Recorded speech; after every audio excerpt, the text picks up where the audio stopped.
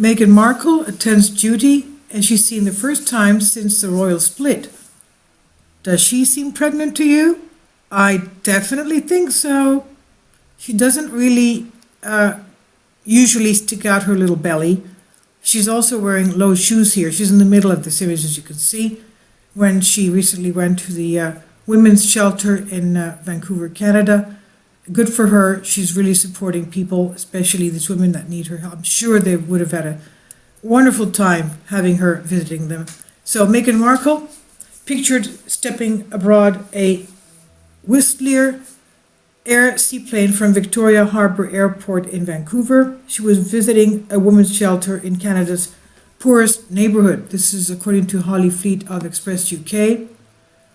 The Duchess of Sussex, pictured smiling, waving at photographers, stepping on board the small internal flight that departed only 20 minutes away from her 14 million mega mansion where she's staying with baby Archie.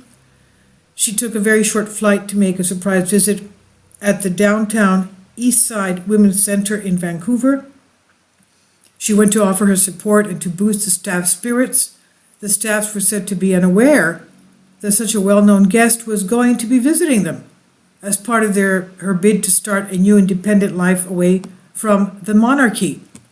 Daily Mail reported that she took time meeting with managers, also asked women what they would need in terms of support. A staff member said it was a nice meeting. The women's shelter is at the epicenter of the country's drug overdose crisis that's taken the lives of 13,000 people over the last 4 years. Meghan was seen to be looking an immaculate humanitarian in a fur-lined coat and leather boots as she tried to brave the snowfall, of course. And yet again, I think that her little tummy is growing. It looks to me, I hope she's pregnant with her second one. That's wonderful. And she has to take it easy because usually with the second one, it could be more tiring than the first one. You have to take care of the first one while you're also being pregnant with the second one. You have to rest properly, etc. Not lift the big one, the first one too much. Anyway, copying Meghan's low-key look will set you back a fair few £100. Barber jacket costing about $400 and her Le Chameau boots retailing about $500. Meghan's wardrobe filled with latest designer labels and styles she often opts for high-end brands. And we know that Harry is still not there. He's here until tomorrow at least.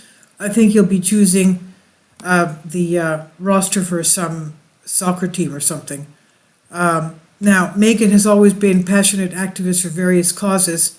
Not long ago, she guest-edited Vogue's September Forces for Change issue, featuring Prince Harry proclaiming that the couple would only be having a maximum of 2 children to save the environment. Save the environment? You're going to have, okay, well, who knows? She would be having twins.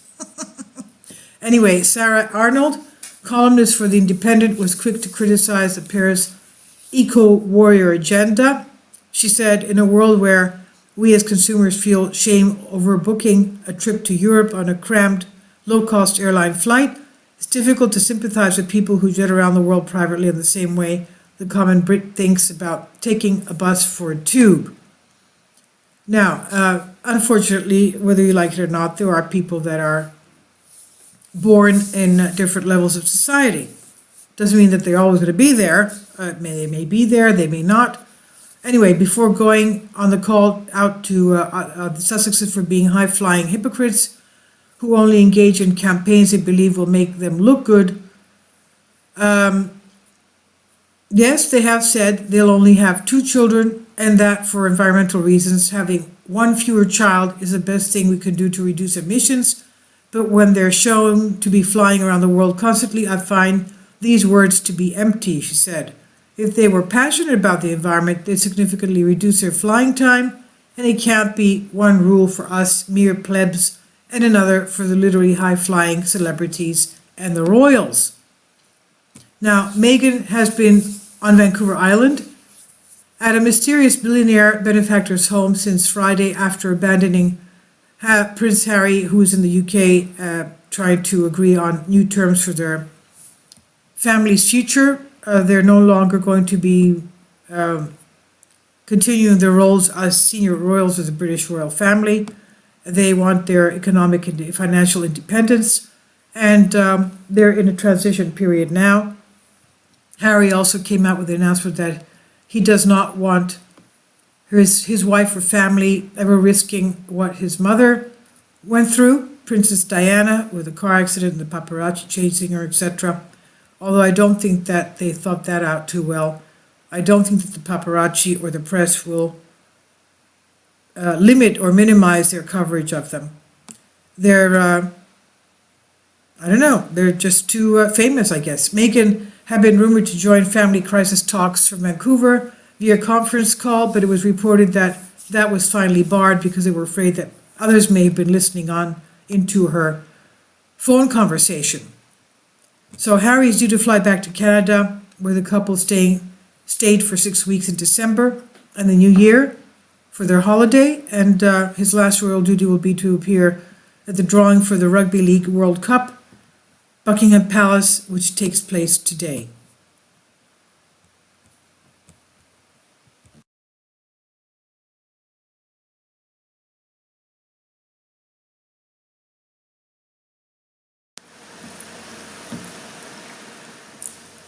If you'd like to join me on my Patreon account, you will hear content not covered by mainstream media.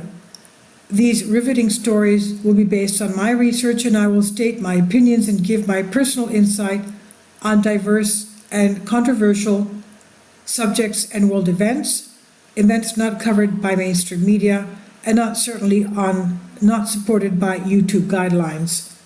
So whatever I have on my Patreon, most of those will not be on my YouTube channel. Please consider becoming a member today. More of the most significant and important videos will be on my Patreon channel. Your support helps me to continue my research and keeps this YouTube channel alive.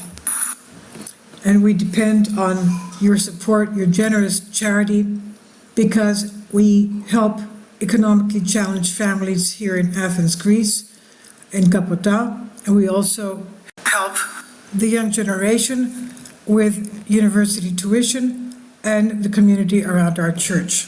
Thank you.